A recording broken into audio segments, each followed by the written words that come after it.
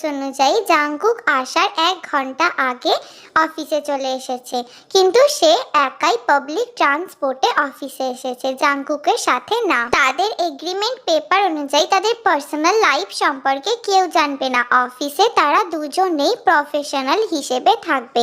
তাই জাংকুক নিজের টাইম অনুযায়ী অফিসের টাইম মতো সে নিজের পার্সোনাল কারে করে তের সাথে না আলাদাভাবে অফিসে এসেছে। তে অফিসে মন বসা, অফিসে প্রফেশনাল, আর বাড়িতে পার্সোনাল।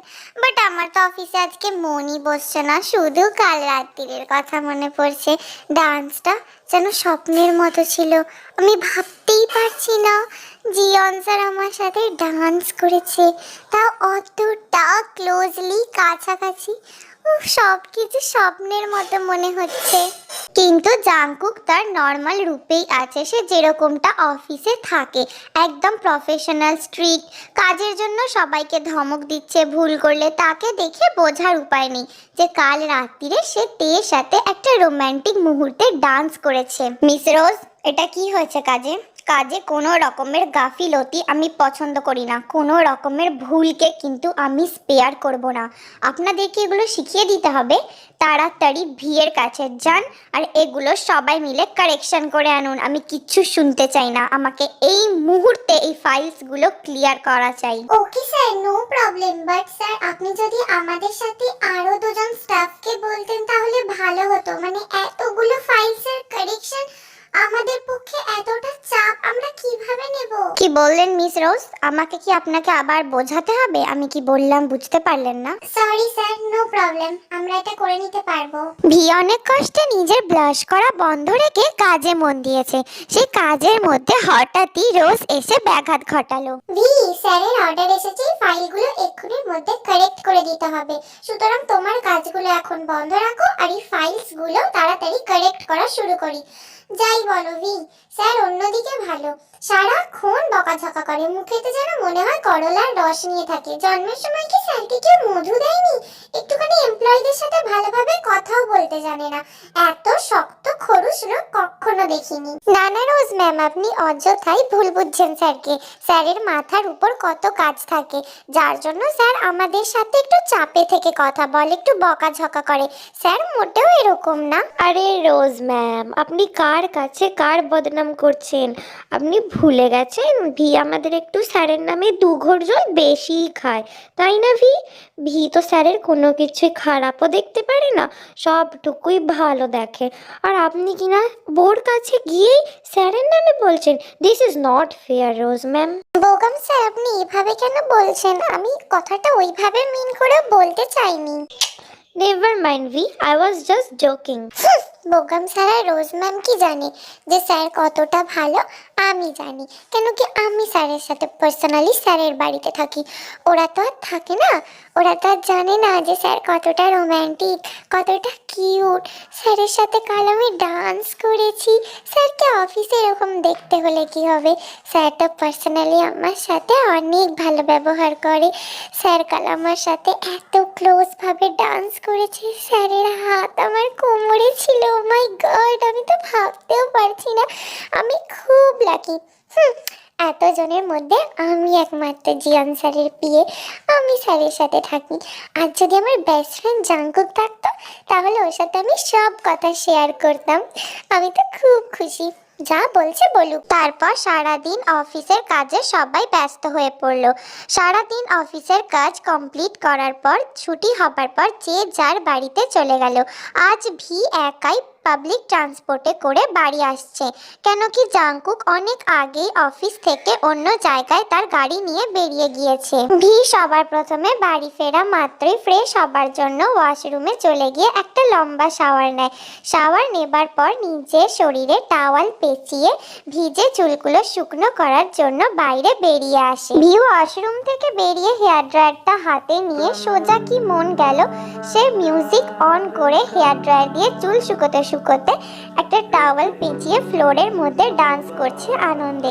সে ভুলেই গিয়েছে যে এই বাড়িতে শুধু সে একা না, তার সাথে জাংকুকও থাকে। অন্যদিকে জাংকুক কাজ শেষ করে গাড়ি পার্ক করে মেন গেট আনলক করে বাড়ির মধ্যে প্রবেশ করতেই দেখে ভি একটা টাওয়াল পেঁচিয়ে হেয়ার ড্রায়ার দিয়ে চুল শুকাতে শুকাতে ফ্লোরের মধ্যে গান চালিয়ে ডান্স করছে। এটা দেখে জাংকুকের চোখ তো ওখানেই আটকে যায়। সে যে সারপ্রাইজড হয়ে গিয়েছে ভিকে দেখে। ভিকে দেখতে অপূর্ব কিউট, সুন্দরী ও মোহময় লাগছে। সে এক দৃষ্টিতে অভিভূত হয়ে ভিয়ের দিকে তাকিয়ে রয়েছে। তার কাছে ভিতে সবকিছু যেন মিলেমিশে একাকার হয়ে গিয়েছে। এটা কি? ও মাই গড স্যার, আমি দেখিনি স্যার এসে গেছে। তুই কি করছিলিস? টাওয়াল পরে নাচানাচি করছিলাম আমি, নির্লজ্জের মতো। আমি ভুলেই গিয়েছিলাম যে আমি নিজের বাড়িতে নেই, এখানে স্যারও থাকে। ও মাই গড, এখন কি করব আমি? স্যারকে কি বলবো? স্যার ওভাবে কেন আমার দিকে তাকিয়ে আছে এক দৃষ্টিতে? রেগে গেছে? উফ, কি লজ্জা ঘৃণা করছে আমার। স্যার, আসলে আমি বুঝতে পারিনি আপনি এসে গিয়েছেন। আই এম সরি স্যার, আর কখনো হবে না এরকম। স্যার প্লিজ আমাকে কিছু ভুল বুঝবেন না আপনি। জাংকুক কোনো কথা না বলে এক পা করে এগিয়ে তের কাছে চলে যায়। তের এতটা কাছাকাছি চলে যায় যে জাংকুকের গরম নিঃশ্বাস তের মুখের উপর আছড়ে পড়ছে। তে অবাক হয়ে বড় বড় চোখ করে জাংকুকের দিকে তাকিয়ে আছে। জাংকুকের ওইসব দিকে খেয়ালই নেই। জাংকুক তের কোমরটাকে শক্ত করে জড়িয়ে ধরে নিজের কাছে টেনে এনে তেকে নিজের বুকের সাথে মিশিয়ে নিয়ে বলে, আহা, আমি যা বুঝেছি ঠিক বুঝেছি। আমার বিয়ে যদি এত কিউট হয় আর না বুঝে যদি আমার সামনে টাওয়াল পরে নাচানাচি করে, তাহলে আমি কি করে থাকবো পানিশমেন্ট না দিয়ে? স্যার কি বলছেন আপনি এগুলো? জাংকুক তেকে আর কিছু বলতে না দিয়ে সাথে সাথে তে ঠোঁট জোড়া দুটো নিজের মুখের দখলে নিয়ে নেয় এবং তে ঠোঁটের উপর কিসের অত্যাচার চালাতে শুরু করে। এত ডিপ ভাবে লিপ কিস করছে যে তে প্রচন্ড পরিমাণে অবাক হয়ে গিয়েছে। জাংকুকের কাছে প্রথমবার না হলেও তের কাছে এটা তার প্রথম লিপ কিস, তাও আবার জিয়ন স্যারের সাথে। জাংকুকের কোনো দিকে খেয়াল নেই, সে শুধু ডিপ ভাবে তের ঠোঁট দুটোকে শুষে নিচ্ছে।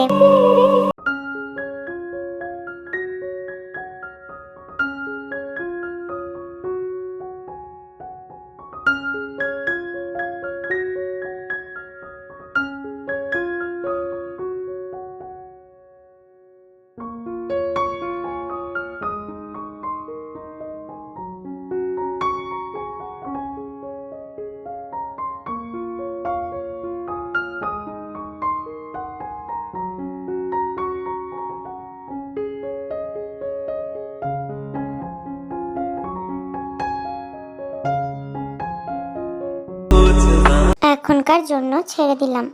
আর আমার পার্সোনাল অ্যাসিস্ট্যান্ট যদি এত কিউট হয়ে আমার সামনে টাওয়াল পরে ডান্স করে, তাহলে আমি গ্যারেন্টি তো দিতে পারছি না। After all I am a man. আর এটা হলো আমার পার্সোনাল অ্যাসিস্ট্যান্টের সাথে পার্সোনাল রোম্যান্স, যেটা আমার পার্সোনাল অ্যাসিস্ট্যান্ট এগ্রিমেন্টে সাইন করেছে। কি, তাই তো? আমি এখন আসি, ওকে? ও মাই গড, স্যার এটা কি বলে গেল? আমি স্যারের পার্সোনাল রোম্যান্স না, ঠিক পার্সোনাল রোম্যান্সের মধ্যে পড়ি। আমি এগ্রিমেন্ট পেপার সাইন করেছি, তার মানে পার্সোনাল কাজ বলতে এটাও ছিল। এর মানে স্যারও কি আমাকে লাইক করে? স্যারও কি আমার উপর ক্রাশ খেয়েছে? আমি যেরকম স্যারকে লাইক করি হবে হয়তো। ও মাই গড, এটা কি করলো স্যার আমার সাথে? তে হাসতে হাসতে নিজের রুমে চলে গেল। নিজের রুমে গিয়ে সে টাওয়াল ছেড়ে নিজের এক পছন্দের একটা ড্রেস পরে সে তাড়াতাড়ি করে কিচেনে চলে গেল দুজনের জন্য ডিনার বানাবে বলে। কেন কি রাত্রিবেলা জাংকুকের মেড চলে যায়, সে রাত্রিরে কোনো মেডকে তার বাড়িতে রাখে না। অন্যদিকে জাংকুক নিজের রুমে গিয়ে ভাবছে, এটা কি হচ্ছে আমার সাথে? আমি যতবার ভিকে টাচ করি, ভিকে কিস করার সময় আমাকে তের কথা কেন মনে হচ্ছিল? তে আর ভি দুটো আলাদা পার্সন। আমি তেকে ভোলার জন্য ভিকে এনেছি, আর ভি অনেক সহজ সরল। ওকে উঠতে বললে ওঠে, বসতে বললে বসে, আমার ইশারার পুতুল। তাই আমি ওকে ইউজ করে তের কথা ভুলবো। যাকে আমি কখনো পাবো না তাকে মনে রেখে কি হবে? শুধু শুধু তের কথা ভেবে আমি এতটা কষ্ট পাই। কিন্তু ভিকে দেখলে আমার তের প্রতি দুর্বলতা এত বেশি বেড়ে যায় কেন? Damn it, leave it. আমি জাস্ট ভিকে ইউজ করব তেকে ভোলার জন্য। তারপর জাংকুক ফ্রেশ হবার জন্য ওয়াশরুমে চলে যায়। এদিকে তে কিচেনে এসে রান্না না করে তারা জাংকুকের মধ্যে খানিকক্ষণ আগে যা হয়েছে সেই সমস্ত কথা মনে করছে আর লজ্জায় লাল হয়ে স্ট্রবেরি হয়ে যাচ্ছে। তে নিজের ঠোঁট আঙুল দিয়ে স্পর্শ করে ভাবতে থাকে, দুষ্টু বদমাইশ স্যার একটা কিভাবে চুমু খেয়েছে দেখো, একদম রাক্ষসের মতন। প্রথমবার লিপকিসে কেউ এভাবে রাক্ষসের মতো চুমু খায়, ঠোঁট দুটো একদম ফুলে গেছে। কি আর বলবো, আমার সাথে কেন এরকম করলো স্যার, আমার কি লজ্জা করে না? জাংকুক শাওয়ার নেওয়া শেষ করে একটা টাওয়াল পেঁচিয়ে কোমরের মধ্যে ওয়াশরুম থেকে বেরিয়ে আসে। ওয়াশরুম থেকে সে সোজা কিচেনের দিকে চলে যায়। এটা আমি কি দেখছি স্যার? টাওয়াল পরে কিচেনের এখানে, শুধুমাত্র একটা টাওয়াল পরে। তে এটা দেখার আগে তোর চোখ দুটো ফেটে গেল না কেন? ও মাই গড, এত হট বডি, এত হট অ্যান্ড হ্যান্ডসাম স্যার। ছি তে ছি, কি সব ভাবছিস তুই মনে মনে?